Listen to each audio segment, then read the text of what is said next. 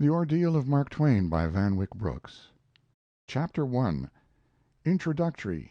Mark Twain's Despair. What a man sees in the human race is merely himself in the deep and honest privacy of his own heart. Byron despised the race because he despised himself. I feel as Byron did, and for the same reason. Marginal note in one of Mark Twain's books. To those who are interested in American life and letters, there has been no question of greater significance during the last few years than the pessimism of Mark Twain. During the last few years, I say, for his own friends and contemporaries were rather inclined to make light of his oft expressed belief that man is the meanest of the animals and life a tragic mistake. For some time before his death, Mark Twain had appeared before the public in the role less of a laughing philosopher than of a somewhat gloomy prophet of modern civilization. But he was old, and he had suffered many misfortunes, and the progress of society is not a matter for any one to be very jubilant about. To be gloomy about the world is a sort of prerogative of those who have lived long and thought much. The public that had grown old with him could hardly, therefore, accept at its face value a point of view that seemed to be contradicted by so many of the facts of Mark Twain's life and character. Mr. Howells, who knew him intimately for 40 years, spoke only with an affectionate derision of his pose regarding the damned human race, and we know the opinion of his loyal biographer, Mr. Paine, that he was not a pessimist in his heart, but only by premeditation. These views were apparently borne out by his own testimony. "My temperament," he wrote, shortly after the death of his daughter Jean, "has never allowed my spirits to remain depressed long at a time."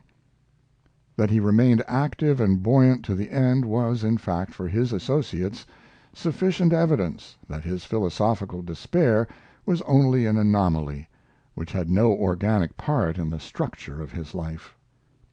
Was it not natural that they should feel thus about him, those contemporaries of his, so few of whom had seen his later writings and all the telltale private memoranda which Mr. Paine has lately given to the world?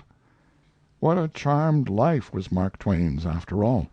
To be able to hold an immense nation in the hollow of one's hand, to be able to pour out into millions of sympathetic ears, with calm confidence, as into the ears of a faithful friend, all the private griefs and intimate humors of a lifetime, to be called the king by those one loves, to be so much more than a king in reality that every attack of gout one has is good for a column in the newspapers, and every phrase one utters girdles the world in 20 minutes, to be addressed as the Messiah of a genuine gladness and joy to the millions of 3 continents. What more could Tom Sawyer at least have wished than that? And Mark Twain's fame was not merely one of sentiment. If the public heart was moved by everything that concerned him, an illness in his household, a new campaign against political corruption, a change of residence, and he was deluged with letters extolling him, whatever he did or said, if he won the world's pity when he got into debt and the world's praise when he got out of it, he was no sort of 9 days' wonder. His country had made him its general spokesman. He was quite within his rights in appointing himself, as he said, "Ambassador at Large of the United States of America." Since the day, half a century back, when all official Washington, from the cabinet down, had laughed over the Innocents Abroad and offered him his choice of a dozen public offices, to the day when the newspapers were freely proposing that he ought to have the thanks of the nation and even suggested his name for the presidency, when, in his person, the Speaker of the House, for the first time in American history, gave up his private chamber to a lobbyist, and private cars were placed at his disposal whenever he took a journey, and his baggage went round the world with consular dispensations, and his opinion was asked on every subject by everybody. He had been, indeed, a sort of incarnation of the character and quality of modern America. "Everywhere he moved," says Mr. Paine, "a world revolved about him." In London, in Vienna, his apartments were a court, and traffic rules were modified to let him pass in the street. A charmed life, surely, when we consider, in addition to this public acclaim, the tidal waves of wealth that flowed in upon him again and again, the intense happiness of his family relations, and the splendid recognition of those fellow members of his craft whose word to him was final. Kipling, who "loved to think of the great and godlike Clemens," and Brander Matthews, who freely compared him with the greatest writers of history, and Bernard Shaw, who announced that America had produced just two geniuses, Edgar Allan Poe and Mark Twain. Finally, there was Mr. Howells, "the recognized critical court of last resort in this country," as he called him. Did not Mr. Howells, like posterity itself, whisper in his ear, "Your foundations are struck so deep that you will catch the sunshine of immortal years, and bask in the same light as Cervantes and Shakespeare"? The spectators of this drama could hardly have been expected to take the pessimism of Mark Twain seriously, and all the more because he totally refuted the old and popular notion that humorists are always melancholy. I have already quoted the remark he made about his temperament in one of the darkest moments of his life, 4 months before his own death. It is borne out by all the evidence of all his years. He was certainly not one of those radiant, sunny, sky blue natures, those June like natures that sing out their full joy, the day long, under a cloudless heaven. Far from that. He was an august nature, given to sudden storms and thunder. His atmosphere was charged with electricity. But the storm clouds passed as swiftly as they gathered, and the warm, bright, mellow mood invariably returned. "What a child he was," says Mr. Paine, "always, to the very end." He was indeed a child in the buoyancy of his spirits. People who always feel jolly, no matter where they are or what happens to them, who have the organ of hope preposterously developed, who are endowed with an uncongealable sanguine temperament, he writes, referring to himself in 1861, "if there is," he adds, 13 years later, "one individual creature on all this footstool who is more thoroughly and uniformly and unceasingly happy than I am, I defy the world to produce him and prove him." And it seems always to have been so. Whether he is reveling in his triumphs on the platform or indulging his rainbow hued impulses on paper, we see him again and again, as Mr. Paine saw him in Washington in 1906, when he was expounding the gospel of copyright to the members of Congress assembled, happy and wonderfully excited. Can it surprise us, then, to find him in his 75th year adding to the note about his daughter's death, "Shall I ever be cheerful again, happy again? Yes, and soon, for I know my temperament"? And his physical health was just what one might expect from this, from his immense vitality. He was subject to bronchial colds, and he had intermittent attacks of rheumatism in later years. Otherwise his health appears to have been as perfect as his energy was inexhaustible. "I have been sick abed several days for the first time in 21 years," he writes in 1875. From all one gathers he might have made the same statement 21, 31 years later. Read his letters at 50, at 60, at 70, during that extraordinary period, well within the memory of people who are still young, when he had solved his financial difficulties by going into bankruptcy and went about, as Mr. Paine says, "like a debutante in her first season, the days when people called him the Belle of New York. By half past 4, he writes to his wife, I had danced all those people down, and yet was not tired, merely breathless. I was in bed at 5 and asleep in 10 minutes, up at 9 and presently at work on this letter to you. And again the next year, his 60th year, when he had been playing billiards with H. H. Rogers, until Rogers looked at him helplessly and asked, Don't you ever get tired? I was able to say that I had forgotten what that feeling was like. Don't you remember how almost impossible it was for me to tire myself at the Villa? Well, it is just so in New York. I go to bed unfatigued at 3. I get up fresh and fine 6 hours later. I believe I have taken only one daylight nap since I have been here.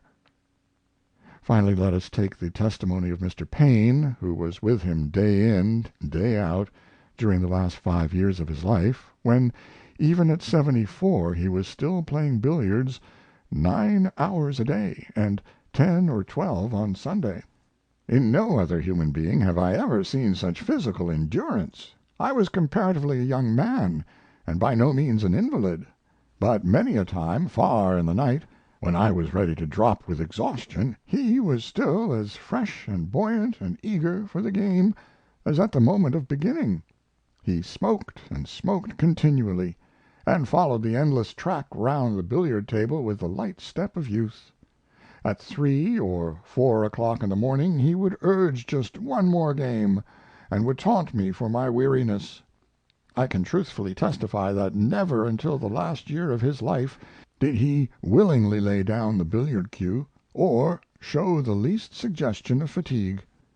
Now, this was the Mark Twain his contemporaries, his intimates, had ever in their eyes, this darling of all the gods. No wonder they were inclined to take his view of the damned human race as rather a whimsical pose. They would undoubtedly have continued to take it so, even if they had known, generally known, that he had a way of referring in private to God's most elegant invention as not only damned, but also mangy. He was irritable, but literary men are always supposed to be that. He was old, and old people are often afflicted with doubts about the progress and welfare of mankind. He had a warm and tender heart, an abounding scorn of humbug. One did not have to go beyond these facts to explain his contempt for the Blessings of Civilization Trust, with its stock in trade, glass beads and theology, and Maxim guns and hymn books, and trade gin and torches of progress and enlightenment. All his closest friends were accustomed to little notes like this: I have been reading the morning paper. I do it every morning, well knowing that I shall find in it the usual depravities and basenesses and hypocrisies and cruelties that make up civilization, and cause me to put in the rest of the day pleading for the damnation of the human race. Might not any sensitive man, young or old, have written that? Even now, with all the perspective of Mark Twain's writings, which only a succeeding generation can really have, it might be possible to explain in this objective way the steady progress toward pessimistic cynicism which Mr. Paine, at least, has noted in his work.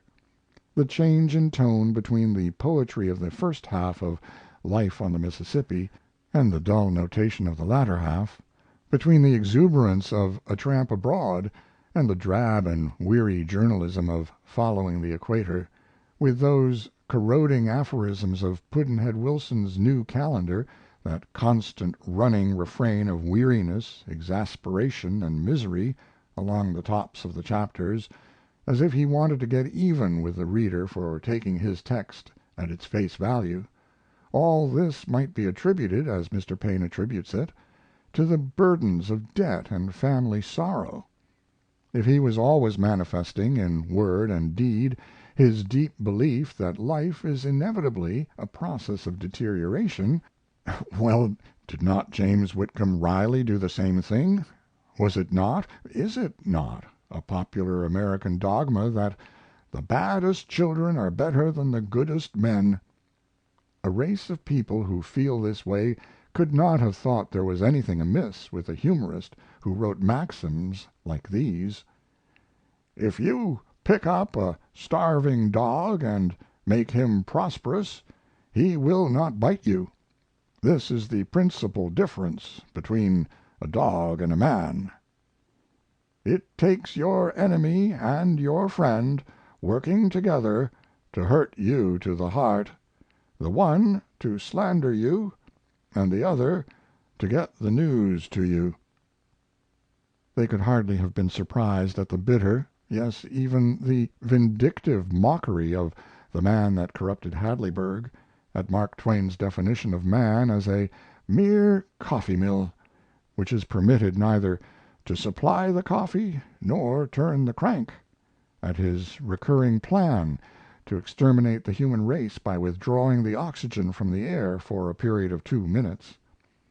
Has not the American public, with its invincible habit of turning hell's backyard into a playground, gone so far even as to discount The Mysterious Stranger, that fearful picture of life as a rigmarole of cruel nonsense, a nightmare of satanic unrealities, with its frank assertion that slavery, hypocrisy, and cowardice are the eternal destiny of man? Professor Stuart P. Sherman, who likes to defend the views of 30 years ago and sometimes seems to forget that all traditions are not of equal validity, says of this book that it lets one into a temperament and character of more gravity, complexity, and interest than the surfaces indicated. But having made this discovery, for he is openly surprised, Professor Sherman merely reveals in his new and unexpected Mark Twain the Mark Twain most people had known before. What Mark Twain hated was the brutal power resident in monarchies, aristocracies, tribal religions, and minorities bent on mischief and making a bludgeon of the malleable many.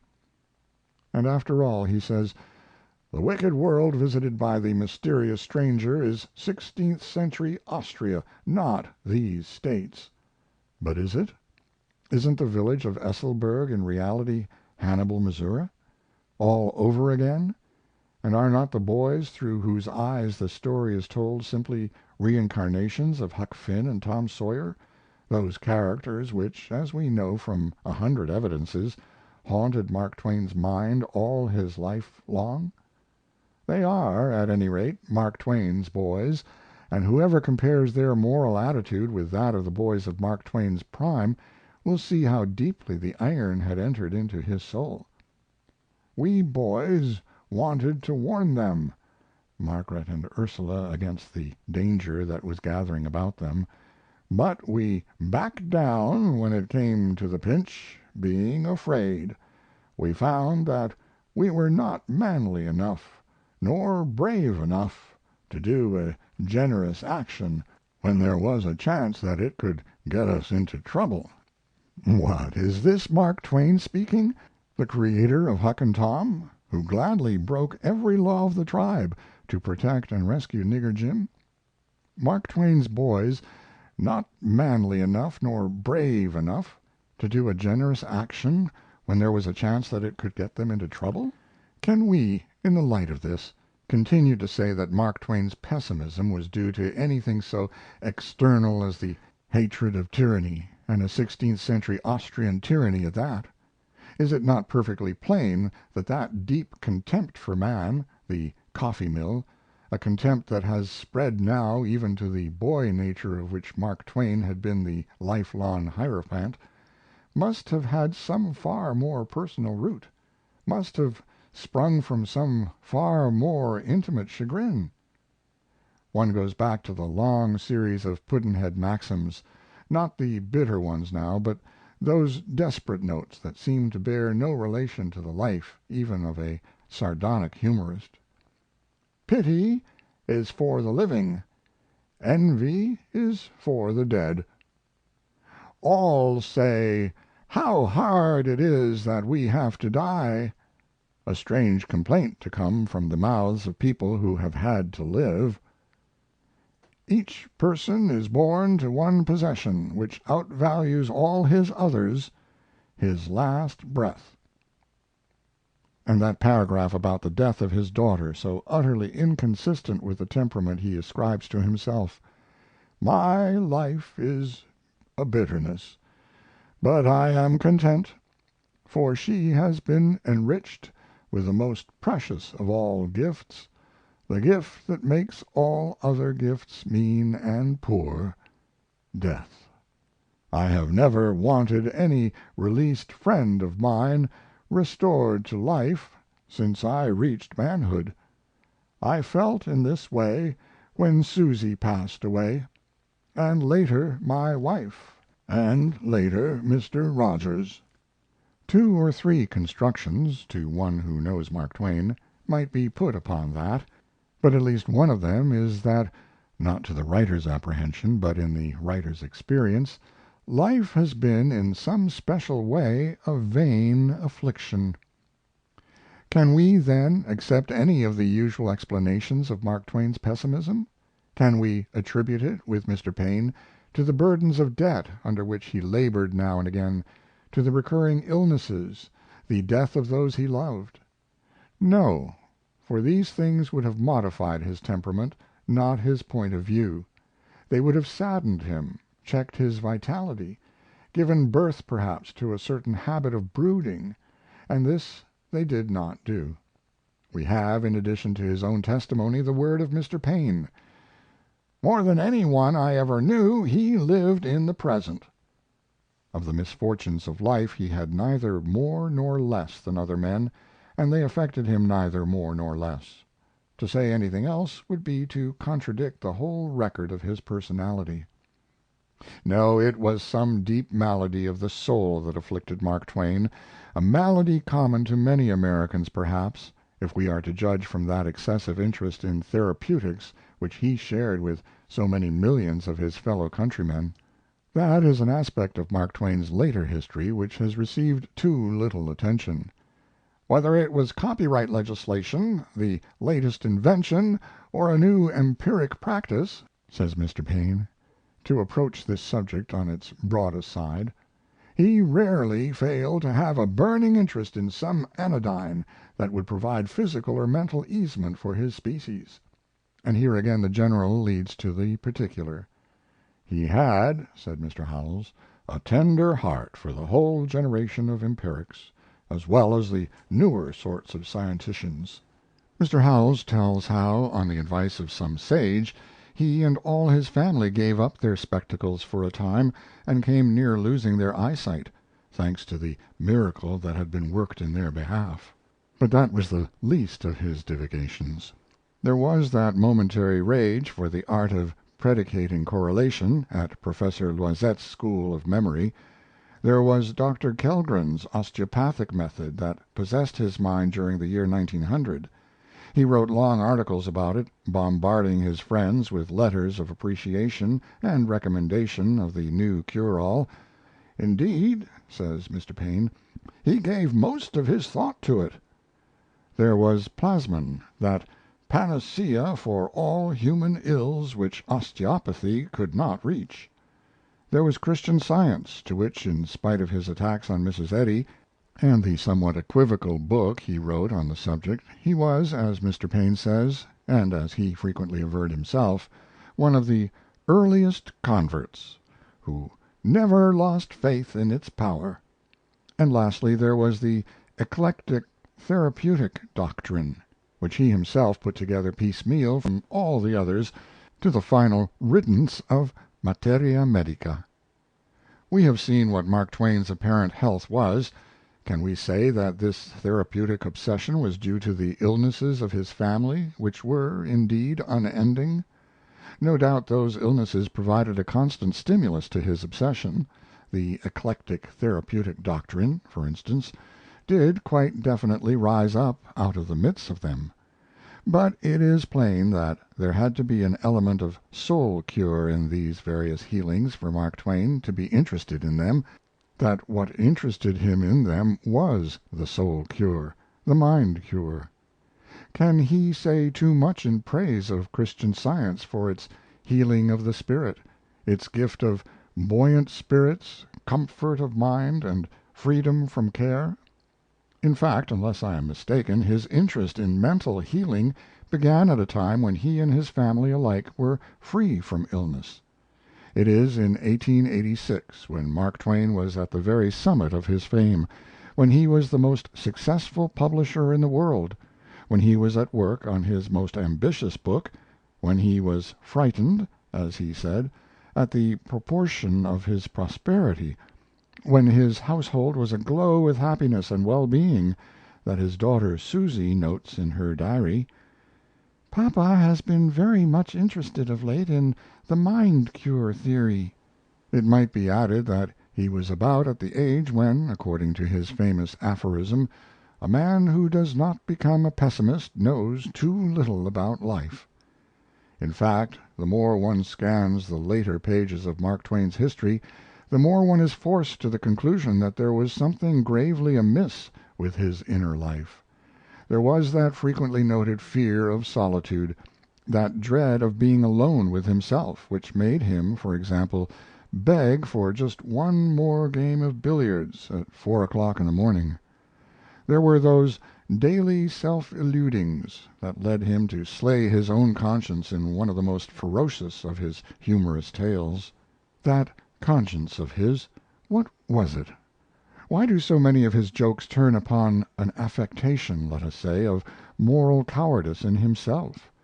How does it happen that when he reads Romola the only thing that hits him with force is Tito's compromise with his conscience? Why those continual fits of remorse, those fantastic self-accusations, in which he charged himself, we are told, with having filled Mrs. Clemens's life with privations, in which he made himself responsible first for the death of his younger brother and later for that of his daughter Susy, writing to his wife, according to Mr. Paine, that he was "wholly and solely responsible for the tragedy, detailing step by step with fearful reality his mistakes and weaknesses which had led to their downfall, the separation from Susy, and this final, incredible disaster." Was there any reason why, humorously or otherwise, he should have spoken of himself as a liar? Why he should have said, in reply to his own idea of writing a book about Tom Sawyer's afterlife: "If I went on now and took him into manhood, he would just lie, like all the one horse men in literature. Reader would conceive a hearty contempt for him." That morbid feeling of having lived in sin, which made him come to think of literature as primarily, perhaps, the confession of sins, was there anything in the moral point of view of his generation to justify it, in this greatly loved writer, this honorable man of business, this zealous reformer, this loyal friend?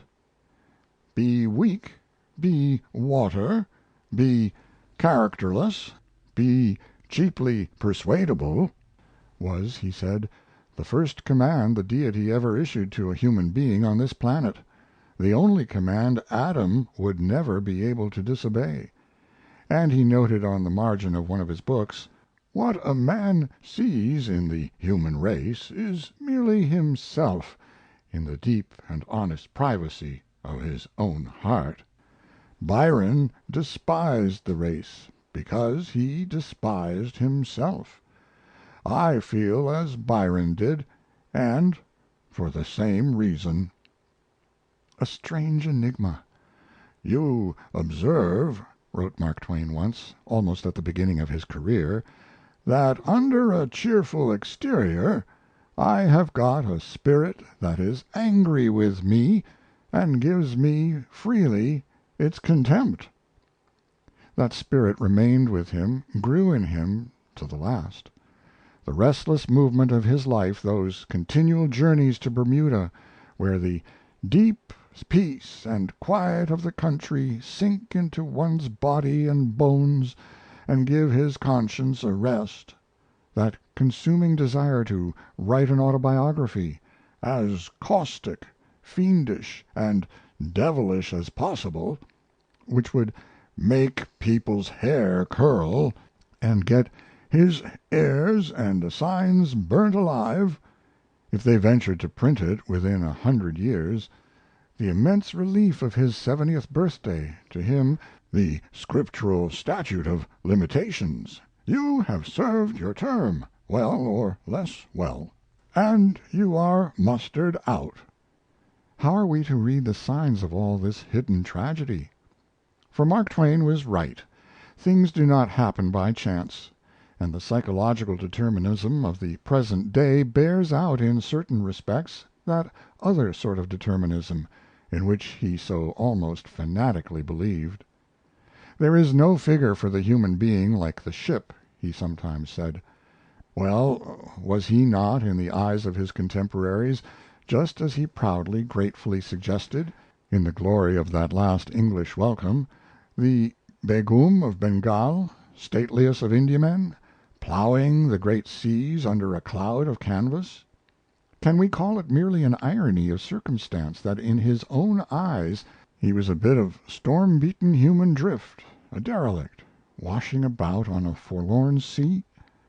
No, there was a reason for Mark Twain's pessimism, a reason for that chagrin, that fear of solitude, that tortured conscience, those fantastic self-accusations, that indubitable self-contempt. It is an established fact, if I am not mistaken, that these morbid feelings of sin, which have no evident cause, are the result of having transgressed some inalienable life demand peculiar to one's nature.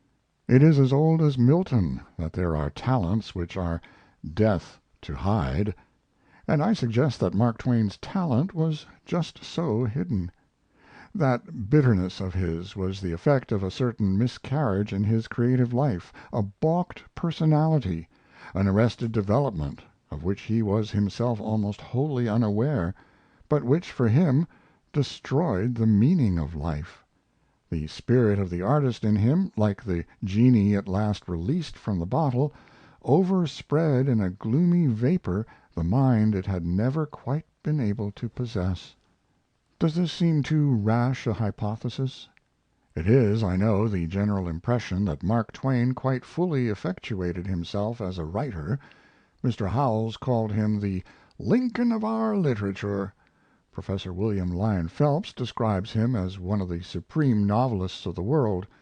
Professor Brander Matthews compares him with Cervantes, and Bernard Shaw said to him once, "I am persuaded that the future historian of America will find your works as indispensable to him as a French historian finds the political tracts of Voltaire." These were views current in Mark Twain's lifetime, and similar views are common enough today.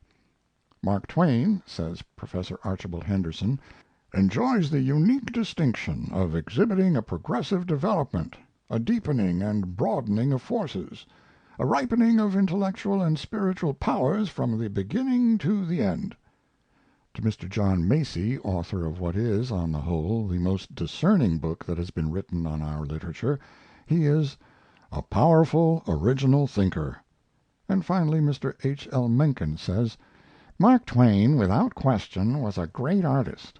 There was in him something of that prodigality of imagination, that aloof engrossment in the human comedy, that penetrating cynicism, which one associates with the great artists of the Renaissance."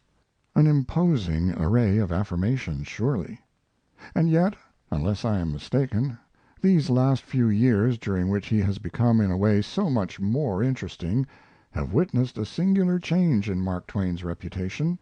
Vividly present he is in the public mind as a great historic figure, as a sort of archetype of the national character during a long epoch. Will he not continue so to be for many generations to come it? Undoubtedly. By whom, however, with the exception of two or three of his books, is he read? Mr. Paine, I know, says that The Innocents Abroad sells to this day in America in larger quantity than any other book of travel, but a number of explanations might be given for this, as for any other mob phenomenon, none of which has anything to do with literary fame in the proper sense. A great writer of the past is known by the delight and stimulus which he gives to mature spirits in the present, and time, it seems to me, tends to bear out the assertion of Henry James that Mark Twain's appeal is an appeal to rudimentary minds. Huckleberry Finn, Tom Sawyer, a story or two like The Man That Corrupted Hadleyburg, a sketch or two like Traveling with a Reformer, and a few chapters of Life on the Mississippi, these in any case can already be said to have survived all his other work. And are these writings, however beautiful and important, the final expressions of a supreme artistic genius, one of the great novelists of the world, a second Cervantes? Arnold Bennett, I think, forecast the view that prevails today when he called their author the divine amateur, and said of Huckleberry Finn and Tom Sawyer that while they are episodically magnificent as complete works of art, they are of quite inferior quality. So much for what Mark Twain actually accomplished. But if he had not been potentially a great man, could he have so impressed, so dazzled almost every one who came into direct personal contact with him? When his contemporaries compared him with Swift, Voltaire, Cervantes, they were certainly mistaken, but would they have made that mistake if they had not recognized in him, if not a creative capacity, at least a creative force of the highest rank? Mark Twain's unbounded energy, his prodigal fertility, his large utterance, that "great burly fancy" of his, as Mr. Howells calls it, his powers of feeling, the unique magnetism of his personality were the signs of an endowment, one cannot help thinking, more extraordinary than that of any other American writer. He seemed predestined to be one of those major spirits, like Carlyle, like Ibsen perhaps, or perhaps like Pushkin, who are as if intended by nature to preside over the genius of nations, and give birth to the leading impulses of entire epochs. "I thought," said one of his associates in earlier years, "that the noble costume of the Albanian would have well become him, or he might have been a Goth, and worn the horned bull pate helmet of Alaric's warriors, or stood at the prow of one of the swift craft of the Vikings." And on the other hand, hear what Mr. Howells says: "Among the half dozen or half hundred personalities that each of us becomes, I should say that Clemens' central and final personality was something exquisite. That combination of barbaric force and intense sweetness which so many others noted in him, is there not about it something portentous, something that suggests the true lord of life? Wherever he walked among men he trailed with him the psychic atmosphere of a planet, as it were, all his own. Gigantic, titanic, were the words that came to people's lips when they tried to convey their impression of him, and when he died it seemed for the moment as if one of the fixed stars had fallen in space." This was the force, this the energy which, through Mark Twain's pen, found such inadequate expression. He was, as Arnold Bennett says, a divine amateur. His appeal is, on the whole, what Henry James called it, an appeal to rudimentary minds. But is not that simply another way of saying, in the latter case, that his was a mind that had not developed, and in the former, that his was a splendid genius which had never found itself? It is the conclusion borne out by Mark Twain's own self estimate. His judgments were, as Mr. Paine says, always unsafe. Strictly speaking, he never knew what to think of himself; he was in two minds all the time. This in itself, a sign of immaturity, serves to warn us against his formal opinions. When, therefore, one appeals for evidence to Mark Twain's estimate of himself, it is no conscious judgment of his career one has in mind, but a far more trustworthy judgment, the judgment of his unconscious self. This he revealed unawares in all sorts of ways. There were times when he seemed to share the complacent confidence of so many others in his immortal fame. "I told Howells," he writes, in his large, loose, easy way, "that this autobiography of mine would live a couple of thousand years without any effort, and would then take a fresh start and live the rest of time." And Mr. Paine says that as early as October, 1900, he had proposed to Messrs. Harper and Brothers a contract for publishing his personal memoirs at the expiration of 100 years, letters covering the details of which were exchanged with his financial adviser, Mr. Rogers. A man who could have proposed this must have felt, at moments anyway, pretty secure of posterity, pretty confident of his own greatness. But it was only at moments. Mark Twain was a megalomaniac. Only a megalomaniac could have advertised as he did for post mortem obituaries of himself. But does that sort of megalomania express a genuine self confidence? Does it not suggest rather a profound, uneasy desire for corroboration? Of this the famous episode of his Oxford degree is the most striking symbol. "Although I wouldn't cross an ocean again for the price of the ship that carried me, I am glad to do it," he wrote, "for an Oxford degree." Many American writers have won that honor. It is, in fact, almost a routine incident in a distinguished career. In the case of Mark Twain it became a historic event.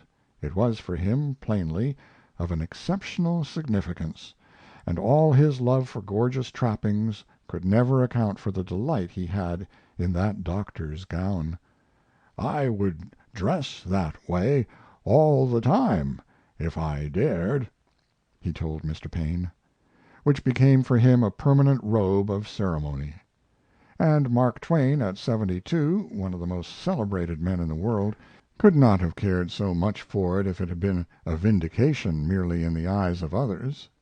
It must have served in some way also to vindicate him in his own eyes.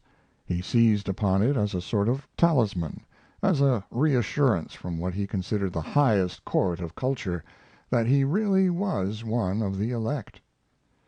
Yes, that naive passion for the limelight, for walking with kings and hobnobbing with job lots of celebrities, that reveling, as Mr. Paine calls it, in the universal tribute, what was its root if not a deep sense of insecurity, a desire for approval both in his own eyes and in the eyes of all the world? During those later years in New York, when he had become so much the professional celebrity, he always timed his Sunday morning walks on Fifth Avenue for about the hour when the churches were out. Mr. Paine tells how, on the first Sunday morning, he thoughtlessly suggested that they should turn away at 59th Street in order to avoid the throng, and that Clemens quietly remarked, "I like the throng." "So," says Mr. Paine, "we rested in the Plaza Hotel until the appointed hour.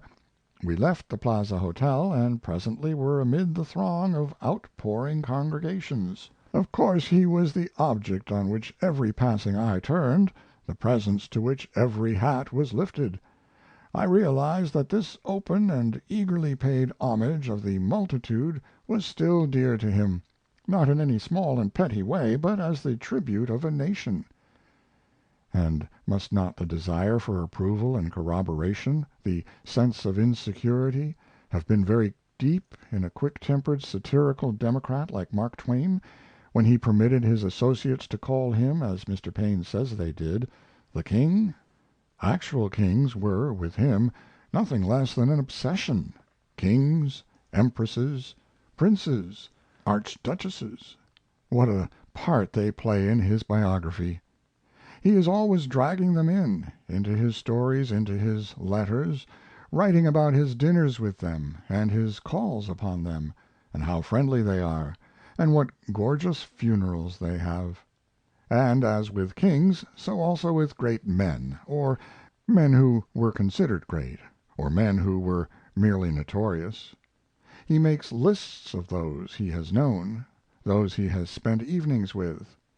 Mark Twain, to whom celebrity was the cheapest thing going.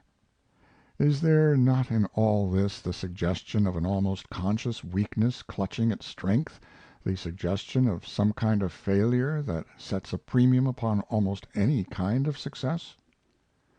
Turn from the man to the writer. We see again this same desire for approval, for corroboration. Mark Twain was supported by the sentiment of the majority, which was gospel to the old fashioned Westerner. He had the golden opinion of Mr. Howells, in his eyes the arbiter of all the elegances. He had virtually the freedom of the Atlantic Monthly, and not only its freedom, but a higher rate of payment than any other Atlantic contributor. Could any American man of letters have had more reason to think well of himself? Observe what he thought. "I haven't as good an opinion of my work as you hold of it," he writes to Mr. Howells in 1887, "but I've always done what I could to secure and enlarge my good opinion of it. I've always said to myself, 'Everybody reads it, and that's something. It surely isn't pernicious, or the most acceptable people would get pretty tired of it.' And when a critic said by implication that it wasn't high and fine, through the remark, 'High and fine literature is wine,' I retorted, confidentially to myself, 'Yes, high and fine literature is wine, and mine is only water, but everybody likes water.'" That is frank enough. He is not always so. There is a note of unconscious guile, the guile of the peasant, of the sophisticated small boy, in the letter he wrote to Andrew Lang, beseeching a fair hearing in England for the Connecticut Yankee. He rails against "the cultivated class standard." He half poses as an uplifter of the masses. Then, with a touch of mock noble indignation, he confesses to being a popular entertainer, fully convinced at least that there are two kinds of literature, and that an author ought to be allowed to put upon his book an explanatory line, "This is written for the head," or "This is written for the belly or the members." No plea more grotesque or more pathetic was ever written by a man with a great reputation to support.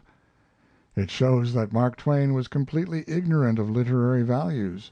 Had he not wished upon literature, as it were, a separation between the head and the belly, which, as we shall see, had simply taken place in himself?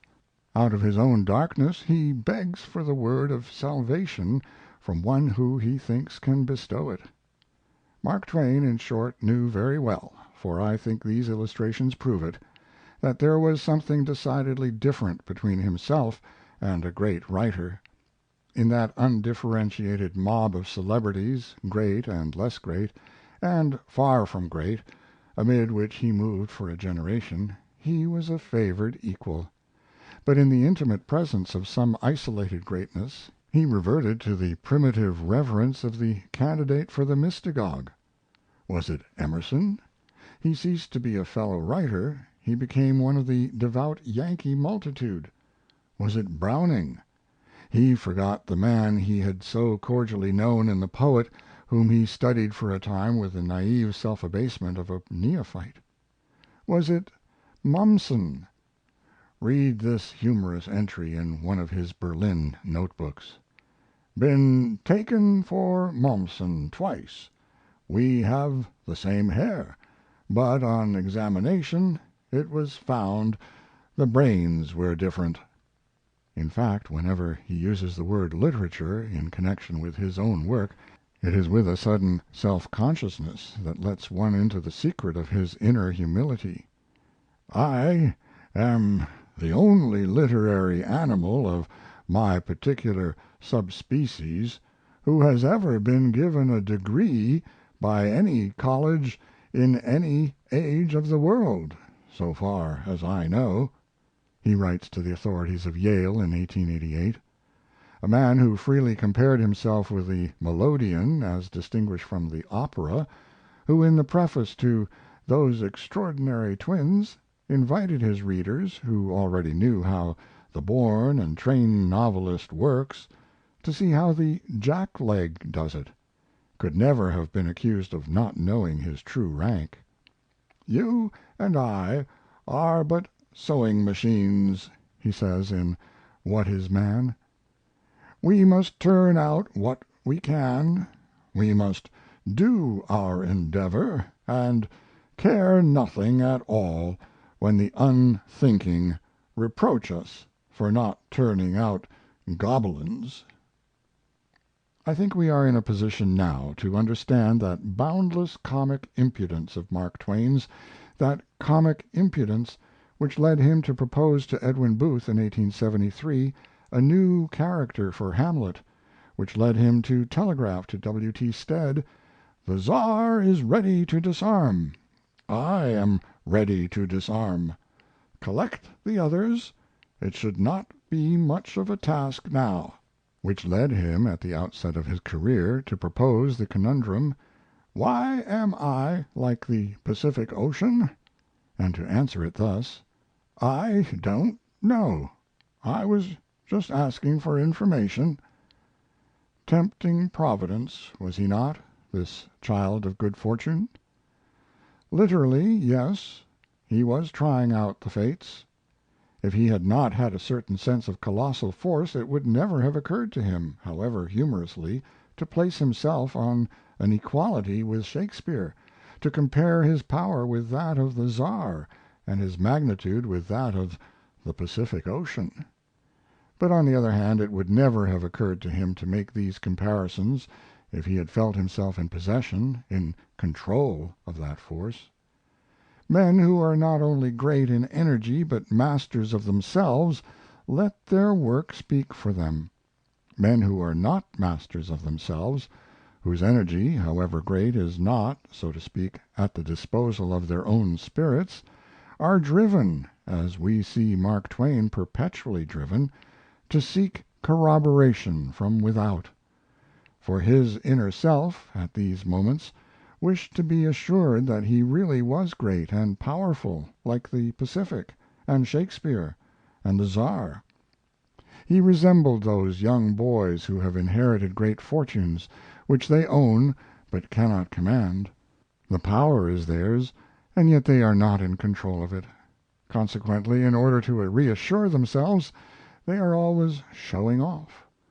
We are not mistaken, therefore, in feeling that in this comic impudence Mark Twain actually was interrogating destiny, feeling out his public, in other words, which had in its hands the disposal of that ebullient energy of his, an energy that he could not measure, could not estimate, that seemed to him simply of an indeterminable, untestable, and, above all, uncontrollable abundance.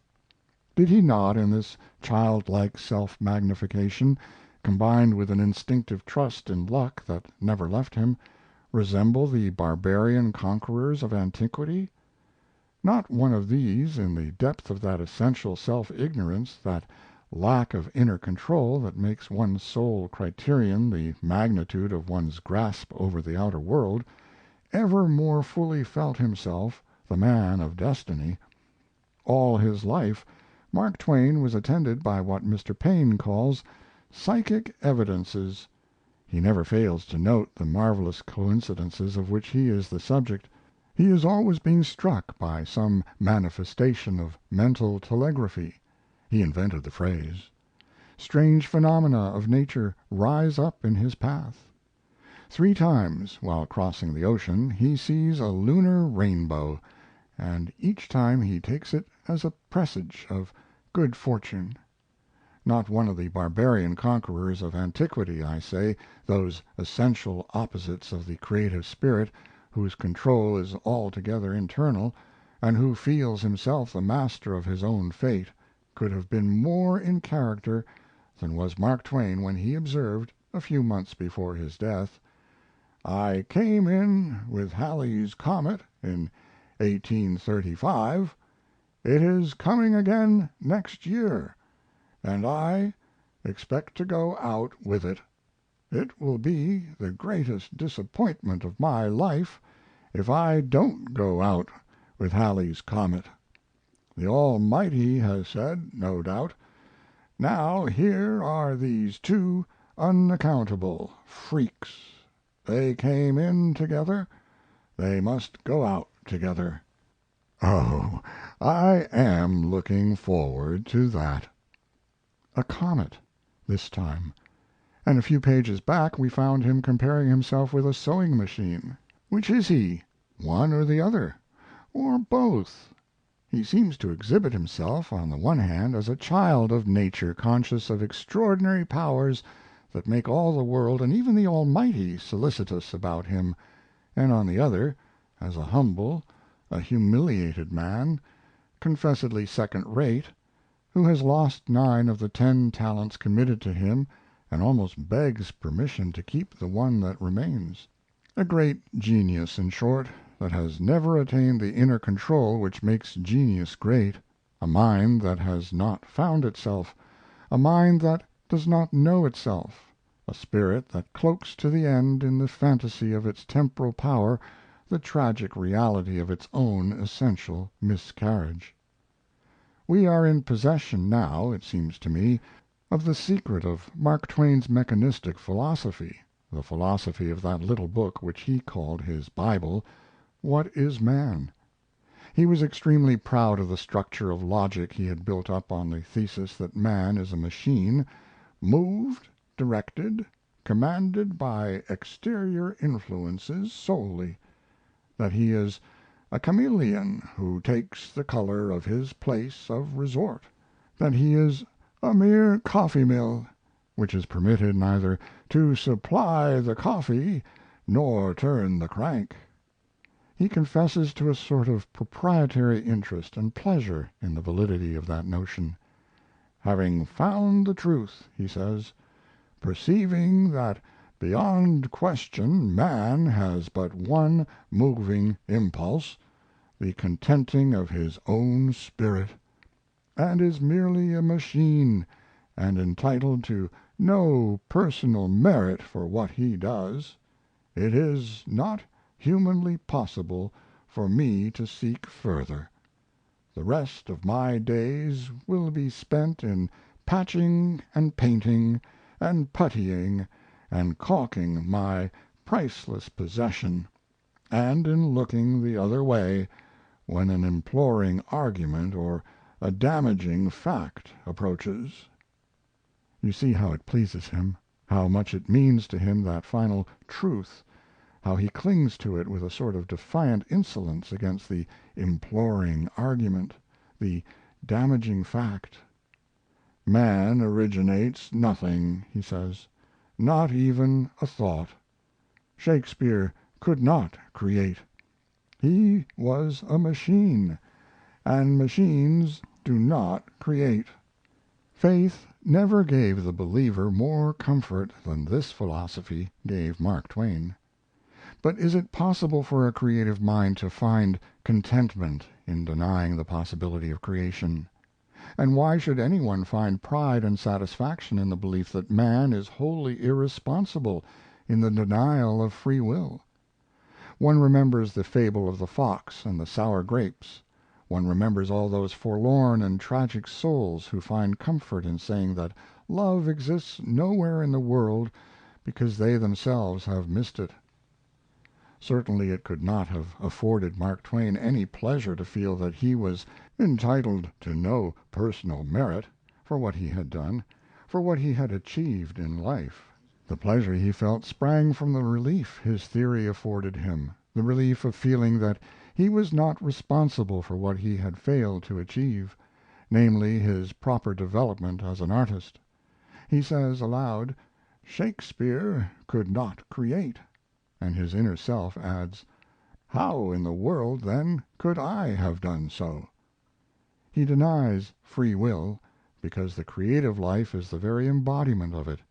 The emergence, that is to say, the activity in a man of one central, dominant, integrating principle that turns the world he confronts into a mere instrument for the registration of his own preferences. There is but one interpretation, consequently, which we can put upon Mark Twain's delight in the conception of man as an irresponsible machine. It brought him comfort to feel that if he was, as he said, a sewing machine, it was the doing of destiny, and that nothing he could have done himself would have enabled him to turn out goblins. From his philosophy alone, therefore, we can see that Mark Twain was a frustrated spirit, a victim of arrested development, and beyond this fact, as we know from innumerable instances the psychologists have placed before us, we need not look for an explanation of the chagrin of his old age. He had been balked, he had been divided, he had even been turned, as we shall see, against himself. The poet, the artist in him, consequently, had withered into the cynic, and the whole man had become a spiritual valetudinarian. But this is a long story. To trace it, we shall have to glance not only at Mark Twain's life and work, but also at the epoch and the society in which he lived. End of Chapter 1.